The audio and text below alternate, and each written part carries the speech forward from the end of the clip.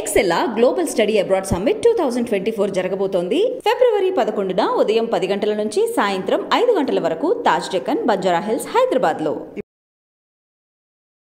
నమస్కారం, welcome to I dream. నేను విజిత. ప్రస్తుతం మనతో పాటు ఉన్నారు ప్రముఖ జ్యోతిష్య వాస్తు శ్రీ భారతీ శంకరాపీఠం వ్యవస్థాపకులు, వేదస్మార్త జ్యోతిష్య ఆగమ ధర్మశాస్త్ర ప్రతిష్టాంత పండితావర్యులు బ్రహ్మశ్రీ అన్నవరపు తిరుపతి మూర్తి అవధాని గారు మనతో పాటు ఉన్నారు. ఇప్పుడు వారితో మాట్లాడి మరిన్ని విషయాలు తెలుసుకుందాం. నమస్కారం గురుగారు. ఓం శ్రీ మహాగణాధిపతయే నమః. గురుగారు, మనకి ఈ మాసంలో అమావాస్య రాబోతుంది కదా గురుగారు. అయితే చాలా మందిలో కూడా అమావాస్య 8వ తారీఖున 9వ తారీఖున అనే సందేహం అయితే ఉంది గురుగారు. నిజంగా మనకు అమావాస్య 8వ తారీఖున ఉందా 9వ తారీఖున ఉందా గురుగారు? అమావాస్య మనకు 9 ఉందమ్మా. ఓకే. ఎందుకంటే కొన్ని తిథులు మనం సూర్యోదయానికి చూసుకోవాలి, కొన్ని తిథులు రాత్రి సమయానికి చూసుకోవాలి. ఈ అమావాస్య ఇటువంటి వచ్చినప్పుడు సూర్యోదయానికి ఒక రకంగా చూసుకోవాలి, రాత్రిగల విషయానికి కొన్ని ఆరాధనలు చేయాలి, దానికి రాత్రిగల అమావాస్య మనం చూసుకోవాలి. అలా చూసుకున్నట్లయితే కనుక మనకు 9వ తారీఖు అమావాస్య. అయితే గురుగారు, ప్రత్యేకించి మనకు 9వ తారీఖు అమావాస్య వస్తుందని చెప్పారు కదా, ఈ అమావాస్యకి విశిష్టత ఏమైనా ఉందా గురుగారు? చాలా గొప్పదమ్మా అమావాస్య. అంటే మనకు ప్రతి నెల అమావాస్య వస్తుంది, ప్రతి నెల ఏదో ఒకటి చెబుతూ ఉంటారు. గొప్పతనం కాంది ఏముందండి అని జనాలు కనిపిస్తూ ఉంటుంది. ఒక్కొక్క మాసానికి ఒక్కొక్కటి వస్తుంటుందమ్మా. ఏ మాసము కూడా ఇవాళ వచ్చిన అమావాస్య మళ్ళీ 60 సంవత్సరాల వరకు రాదు కదా. అంటే మళ్ళీ 60 సంవత్సరాల తర్వాత ఇదే శోభకృతనామ సంవత్సరం వచ్చి ఇదే మాసం వస్తే వస్తుంది. ఈ 2024 రాదు కదా. అవును. అంటే ఏ అమావాస్యకి ఆ అమావాస్య కాస్త విశేషాలు ఉంటూ ఉంటాయి. అందులోనూ కూడా కొన్ని ప్రత్యేకతలు తెలుపబడి ఉంటాయి. అవి ఎప్పటికీ మారవండి. కొన్ని అమావాస్యలు సంబంధం లేకుండా మారిపోతూ ఉంటాయి. కానీ కొన్ని ఎలా ఉంటాయంటే ఇవాళ ఏదైతే కనుక విధానం ఉంటుందో 10 సంవత్సరాలైనా 100లైనా అదే విధానం ఉంటుంది, అది మారదు. అది ఈ అమావాస్యకి పుష్య అమావాస్య వంశం ఉద్ధరణం, అంటే వంశోద్ధరణ అంటారు. ఓకే. వివాహం కాని వాళ్ళు, సంతానం అనేటువంటిది అందని వాళ్ళకి ఈ అమావాస్య చాలా ఉపయోగం. ఎలా అంటే దీనికి మనం ప్రధానంగా తీసుకోవచ్చు. వివాహం ఇప్పుడు 40 ఏళ్ళు వచ్చిన వివాహాలు కావట్లా, ఎన్ని ప్రయత్నాలు చేస్తున్నా. ఒకవేళ వివాహం అయితే 1-1.5 సంవత్సరం నుంచి కలిసి ఉండట్లా. ఒకవేళ కలిసి ఉంటే సంతానం కలగట్లా. ఎన్నో పూజలు వ్రతాలు చేస్తూనే ఉన్నారు. కానీ ఎందుకు ఇవన్నీ కలగట్లేదు అంటే దానికి మనం పూర్వం నుంచి కనుక పాటించినట్లయితే మనకు ఇంటి దేవత ఉంటారమ్మా. ప్రతి మనిషికి కూడా కులదేవత అంటారు. ప్రతి ఒక్కరికి ఉంటారు. ఈ కులదేవత లేదు అనేటువంటి వాళ్ళు ఎవరు ఉండరు. కులదేవత అనేటువంటిది ప్రతి ఒక్క మనిషికి ఉంటారు. కొంతమందికి వాళ్ళు వెంకటేశ్వర స్వామిగా భావిస్తారు, కొంతమంది సుబ్రహ్మణ్యేశ్వర స్వామి, కొంతమంది రాముడు తీసుకుంటూ ఉంటారు, కొంతమంది ఎల్లమ్మ, పోచమ్మ ఇలా తీసుకుంటూ ఉంటారు. అయితే ఈ యొక్క కులదేవతలు 2 గ్రామ దేవతలు. వీళ్ళని మనం ఎప్పుడైతే విస్మరిస్తున్నామో, గ్రామదేవత అంటే ఆ గ్రామంలో మనం ఉంటున్నాం కాబట్టి మనల్ని రక్షిస్తారు. కులదేవత అంటే మన యొక్క వంశాన్ని రక్షించేటువంటిది. ఈ రెండిట్లని మనం ఎప్పుడైతే మర్చిపోతున్నామో తద్వారా కుటుంబం అనేటువంటిది వృద్ధి కోల్పోతాం. ఉంటుంది 10 లక్షల ప్యాకేజీ ఉండొచ్చు, కానీ సుఖం ఉండదు. ఇప్పుడు మనం బయట చాలా మందిని చూస్తాం, రోజు రిక్షాలాగో ఇంకోటి కష్టపడుతుంటారు, కానీ ఇంటికి వెళ్తే ఆ తినే కడుపుకి అన్నం తిని హాయిగా పడుకుంటారు. కానీ 10 లక్షల ప్యాకేజీ ఉన్న వాళ్ళు కూడా ఏం చేస్తున్నారు, ఇంటికి వెళ్తే నిద్ర రాదు, మెంటల్ టెన్షన్స్ ఏంటి అని చెప్పి. సో ఇటువంటివి ఎందుకు వస్తాయంటే మనం గ్రామదేవత కులదేవతని విసర్జించడం వల్ల, అంటే వదిలేస్తున్నాం. అదేంటంటే ఎందుకు వదిలేస్తున్నామని అంటారు. అసలు ఎవరు మీ గ్రామదేవత ఎవరు తెలియదండి. తెలీదు గురువుగారు చాలా వరకు. మీ ఇంటి దేవత ఎవరు, కులదేవత ఎవరు? ఇలవేలుపు అంటారు. కులదేవత అంటే ఎవరు తెలియదండి, గుర్తులేదు. గ్రామ దేవత ఏమో కానీ ఇంటి దేవత అయితే చాలా మందికి తెలియదు గురువుగారు. ఇలవేలుపు ఎవరు ఏమోనంటే తెలియదు, మా వాళ్ళు ఎవరు అంటూ ఉంటారు. అటువంటి ఇలవేలుపు కానీ గ్రామదేవతను కానీ కొలవటం మానేసినటువంటి వాళ్ళు ఈ పుష్య అమావాస్య రోజు నాడు ఆ ఇలవేలుపు తెలియదు అన్నప్పుడు వీరరాఘవ స్వామి, ఆ వీరరాఘవ స్వామి వారికి నమస్కారం చేసుకొని విష్ణు సహస్రనామ పారాయణ చేసుకొని, విష్ణు సహస్రనామం మొత్తం పారాయణ రాదు, వినండి. అంతసేపు వినడం కష్టం. ఓకే.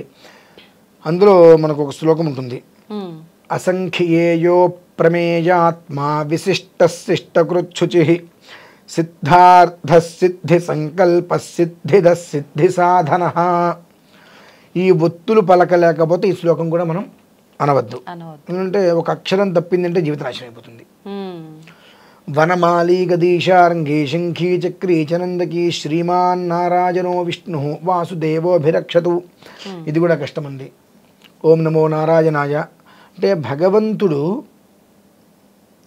మానవుల యొక్క కష్టాలను చూసి వారిని ఇంత కష్టపడవయ్యా అంటే వాళ్ళు పడరు, వాళ్ళకి తేలికగా ఉండాలని ఒక ఉద్దేశంతో రకరకాలైనటువంటి మంత్రాలు శ్లోకాలు అవన్నీ ఇస్తూ ఇవన్నీ వినలేకపోతే కనీసం ఓం నమో నారాయణాయ అనైనా సరే అనుకో అని అన్నాడు. కనీసం ఆ రోజు నాడు అమావాస్య రోజు నాడు వీరరాఘవ స్వామి వారి ఫోటో పెట్టుకొని చక్కగా దీపారాధన చేసుకొని ఓం నమో నారాయణాయ ఓపిక ఉంది ఒక 1000 సార్లు, ఓపిక లేదండి 500 సార్లు, అది కూడా చేత కావట్లేదండి.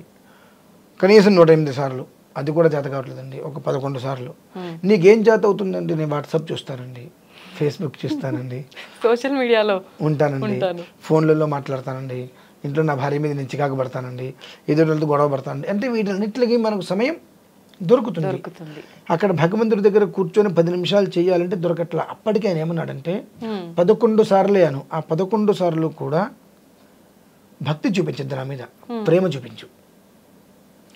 ప్రేమగా అంటే మన కడుపున పుట్టినటువంటి బిడ్డలు నాన్న అని పిలవగానే మనకి ఎంత వాళ్ళకి తెలీదు. చిన్నపిల్లలు పెద్ద అయిన తర్వాత రకరకాలుగా పిలవచ్చేమో, అది నాన్న నాన్న అనుకుంటూ వస్తుంటే తెలియని ఒక హృదయం పొంగిపోతుంది మనకు. అట్లా ప్రేమగా నన్ను అర్థించు, 11 సార్లు చేయి, నేను నీకు సంతోషాన్ని ఇస్తానయ్యా అంటాడు ఆయన. కానీ మనం ఆ 11 సార్లు కూడా ప్రేమగా చేయడానికి మనం ఆలోచిస్తూ ఉంటాం, అది వేరే విధానము. అయితే ఈ వీరరాఘవ స్వామి వారి చక్కగా అక్కడ పెట్టుకొని ఓం నమో నారాయణాయ అని ఓపిక కనీసం 108 సార్లు అనుకోగలిగితే మంచిది. 5 నిమిషాలు ఎండ్ అయిపోతుంది. కొన్ని బెల్లం ముక్క నివేదన పెట్టి ఆ బెల్లం సంధ్యా సమయంలో ప్రసాదంగా తినేయాలండి. ఆ తినేసేసిన తర్వాత అక్కడి నుంచి ఒక 4 అమావాస్యల పాటు ఈ వీరరాఘవ స్వామి వారికి బెల్లం పెట్టడం నివేదనగా అలవాటు చేసుకోవాలి. ఎందువలన అంటే మనకు ఇలవేల్పు ఎవరో తెలియదు కాబట్టి స్వామి ఇవాళ వరకు నా ఇలవేల్పు ఎవరో మా పెద్దవాళ్ళు నాకు చెప్పలా. పోనీ అడగడానికి పెద్దవాళ్ళు లేరు, అడగడానికి మనకు నామోషి, అడిగితే ఏమనుకుంటారో అని చెప్పి. ఏమనుకుంటారు అనుకుంటే మనం ఉద్యోగం చేసి చోటుకి వెళ్ళి కష్టపడుతున్నాం కాబట్టి శాలరీ పెంచండి అని అడగకపోతే వారు శాలరీ పెంచడు. అలానే పెద్దవాళ్ళ దగ్గరికి వెళ్ళి మనం అడగాలి. శాలరీ పెంచండి అని అడగడానికి నోరు వస్తుంది, కానీ పెద్ద అమ్మ దగ్గరకు నాన్న దగ్గరకు తాత దగ్గరికి వెళ్ళి మన ఇలవేల్పు ఏంటని అడగాలంటే నామోషి వస్తుంది మనకు. నామోషి ఒకటైతే నిజంగా వాళ్ళని నెగ్లెక్ట్ చేస్తే ఇలాంటి ఒక రకమైన ఇబ్బందులు ఉంటాయన్న అవగాహన లేకపోవడం ఇంకొకటి కంప్లీట్గా అండి. తద్వారా తెలుసుకోవటం వల్ల ఏమవుతుంది అంటే ఆ ఇలవేల్పుని ఇప్పుడు వెంకటేశ్వర స్వామి మన ఇలవేల్పు అని చెప్పారు అనుకోండి, వీరరాఘవ స్వామి వారిని ఫోటో పెట్టుకొని వెంకటేశ్వర స్వామి ఫోటో పెట్టుకొని దీపారాధన చేసుకొని బెల్లం ముక్క వడపప్పు నివేదన వచ్చే నెల నుంచి మనం వెంకటేశ్వర స్వామిని కంటిన్యూ చేసుకోవచ్చు. ఎవరో అసలు తెలియనప్పుడు వీరరాఘవ స్వామి వారిని పెట్టుకొని స్వామి నాకు ఇప్పటి వరకు కూడా సంకల్పం మనం ఏమనుకోవాలి, అక్కడ నాకు ఇవాళ వరకు ఇలవేల్పు తెలియదు, మా గ్రామ దేవత తెలియదు ఎవరు, కాబట్టి నేను ఇక్కడ ఉంటున్నా కాబట్టి ఇప్పటి నుంచి మొదలు పెట్టుకొని నేను నీకు నమస్కారం చేసుకుంటానయ్యా.